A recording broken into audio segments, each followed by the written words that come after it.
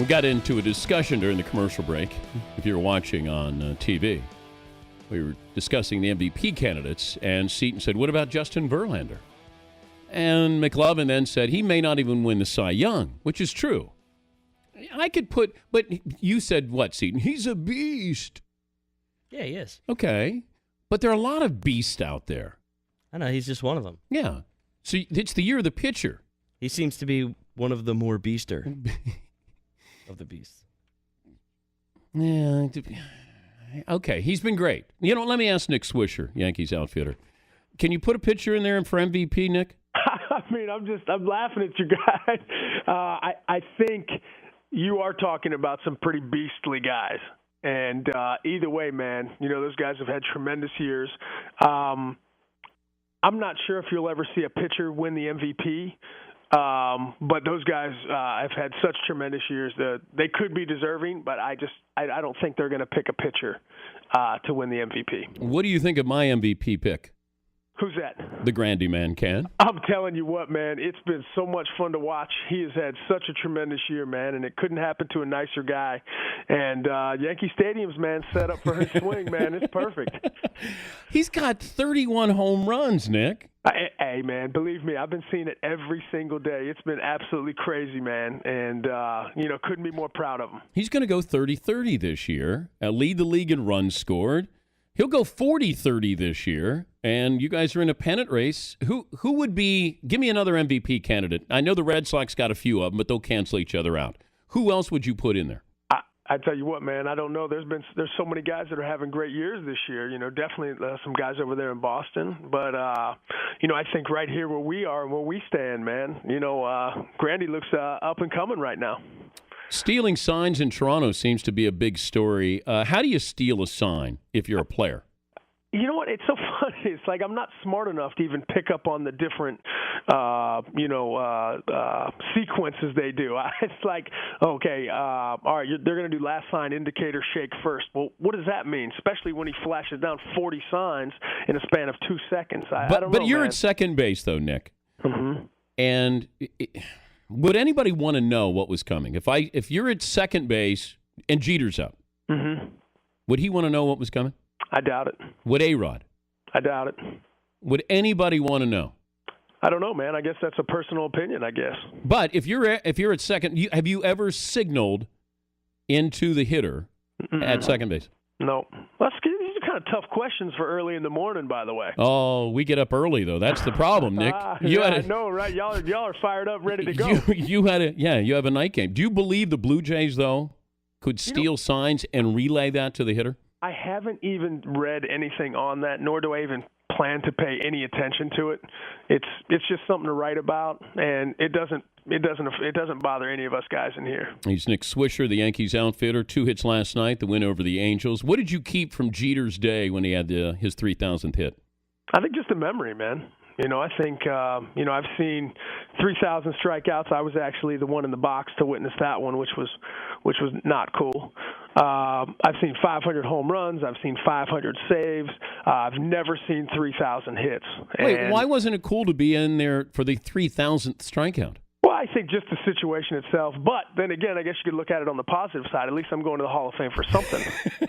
You're always going to. But how nervous were you? Well, especially when you got in that situation where I'm sitting 1-2 in the count, and I'm like, this is not where I wanted to be. I wanted to put the first 2 balls in play. This is Nolan Ryan? No, this was Kurt Schilling.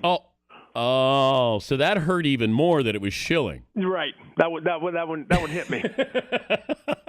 When you got to the Yankees, how long did it take before somebody said, this is how you're supposed to feel about the Red Sox?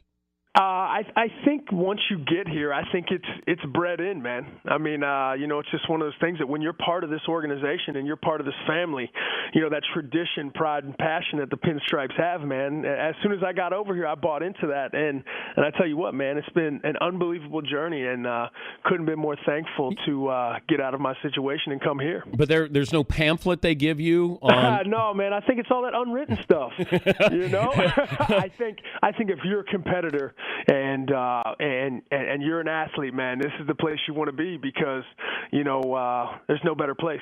How do you not stop by Jeter's locker and just see maybe a batting glove or something there? And Well, I think the thing about it is, man, that's such a historical moment. But in my mind, that's not even the last of what we're here to see, because, it's almost like since he came off the DL, man, he has been a completely different player. He has done such a tremendous job for us, man, and I think this is just the beginning of a lot more stuff ahead of him. So I think maybe the last one, then I might grab something. I might go in there and swipe a cleat, or something like that. But have you asked for an autograph from a teammate? Absolutely. But for you, not for somebody else. Who did you ask for? Who did I ask? Well, when I first got here, I asked for all the boys, man. I got an office, man. I need to fill it up with some more baseballs. Who was the toughest to get on your team? Oh, no one on my team. Oh, okay. No one on my team. It's so funny, man. You hear the outside perception of so many people, but when you actually get to know that individual, it's completely different. Do you realize you look like a guy, one of the Danettes, Todd Fritz? He's my booker. You were just talking to him. Uh-huh. They put you on the Jumbotron. He was at a Yankee game. People thought that he was related to you. Hey, it must be a good-looking dude, right? Do you like Cinemax and the Broncos? That's what he likes. Oh, is that what he likes? Yeah. I don't know. I mean, I might pick a couple other things, but I listened to the CD. Now it says it's a children's CD. Right. Is that correct? Right. Absolutely. And the thing, I had heard earlier in a show that you had done that I forget what song you guys were listening to, but you were like, "That's not a kid's song." Well, it's the Stones. Play that, Seton. Tell me this is for the kids. Here's Nick Swisher.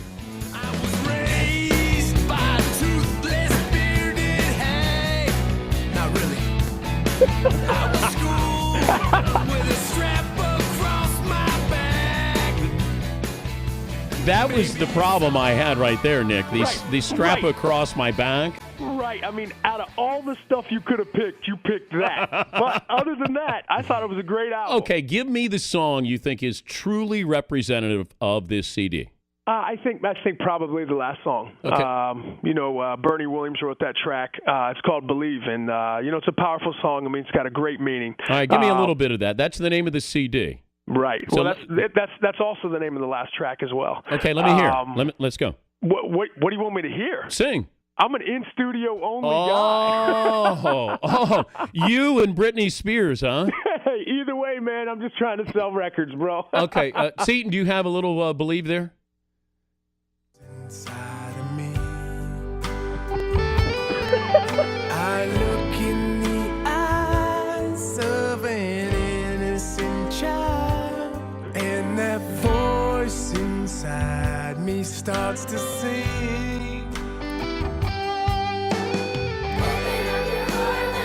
I mean, just bring the lighters out, man. Get them swaying side to side, everybody. You know what? That sounds like a power ballad from Poison. You know what? I think either way, Bernie Williams, I'm going to give him that one for sure. Where can they get the CD? Right now, it's available on iTunes. The album, the title is "Believe," and I tell you what, man, it was so much fun. I mean, I'm the type of guy that, I'm going to live my life, man. I'm going to have a blast, doing everything I get the opportunity to do. And, although baseball is always going to be my number one, man, through this job, you get to do a lot of cool stuff. And, what if I said you could win a Grammy or a World Series?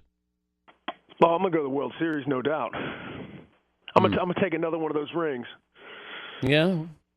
Where's the other one? I mean, it's up there. I mean, sure, that would be. Now that I've come out with a CD, yeah, it's definitely up there, man. I'm always shooting high. Did you hear Pacquiao's got a CD? I'm telling you, man, I'm a big fan too. I'm telling you.